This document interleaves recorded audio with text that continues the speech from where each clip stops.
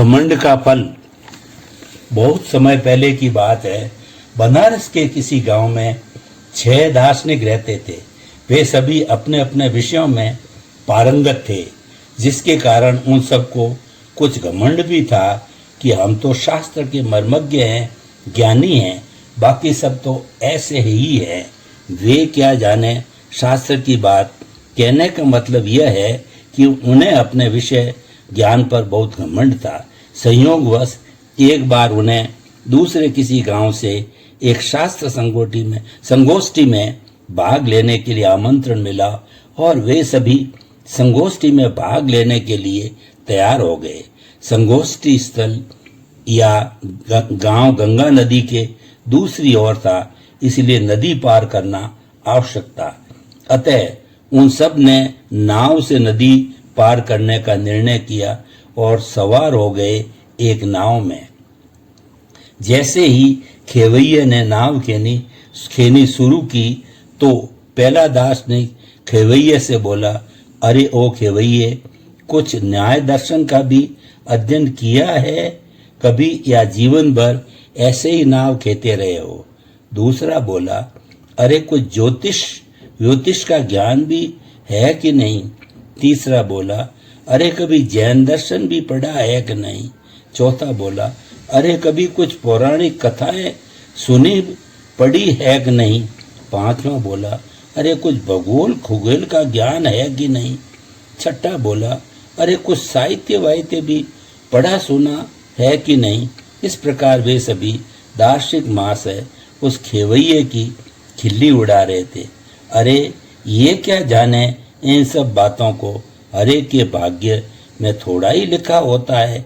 ये शास्त्र ज्ञान सभी हमारे जैसे थोड़े ही होते हैं।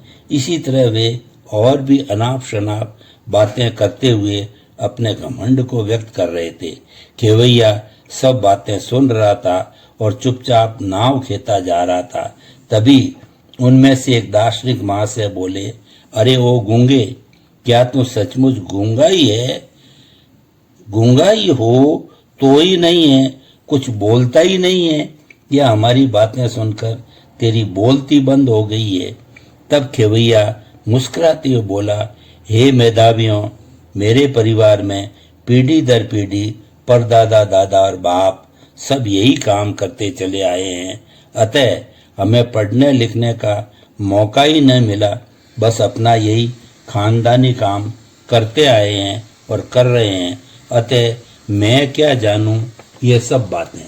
यह सुनकर सभी दर्शन शिरोमणि एक स्वर में बोले, अरे तेरे बड़े नाव खेते खेते मर गए, वैसे ही तुम भी एक दिन मर जाओगे। बेकार गया तुम सबका जीवन, अतः लानत है तुम्हारे जीवन पर। खेवैया यह सब बातें सुनकर मन ही मन बड़ा दुखी हो रहा था, क्योंकि उस बेचारे ने तो इन सब की तरह दर्शन शास्त्र पढ़ा ही नहीं था, जो कि साम्य भाव धारण कर लेता। लेकिन फिर भी वो मन ही मन खुश भी हो रहा था कि तभी तो हर काम में दक्ष नहीं हो सकते। मैं अपने काम में तो निपुण हूं ही, और मुझे इन विद्वानों की तरह अपने काम पर घमंड भी तो नहीं है। बड़े बूढ़ों ने यही समझाया कि कभी भी व्यक्ति को घमंड नहीं करना चाहिए। और यह सब सोच ही रहा था कि अचानक नदी में ऊंची ऊंची लहरें उठने लगी। वह तुरंत अपने व्यवहारिक ज्ञान से समझ गया कि नदी में भयंकर तूफान उठ खड़ा है और नाव का सुरक्षित बचना संभव नहीं। अतः उसने तुरंत दार्शनिकों से कहा कि क्या आप सब लोग तैरना जानते हैं? ये सुनते ही वे सब एक साथ बोले, नहीं, हम तैरना नहीं जानते। खेवैये को उन सब पर बहुत दया आ गई और उसने उन सबको किसी तरह बारी बारी अपनी पीठ पर लादकर नदी से बाहर निकाला और उन महाशयों से बोला, ये जरूरी नहीं होता हर आदमी हर काम में निपुण हो। कहा भी जाता है कि सुई के स्थान पर सुई काम आती है, तलवार नहीं।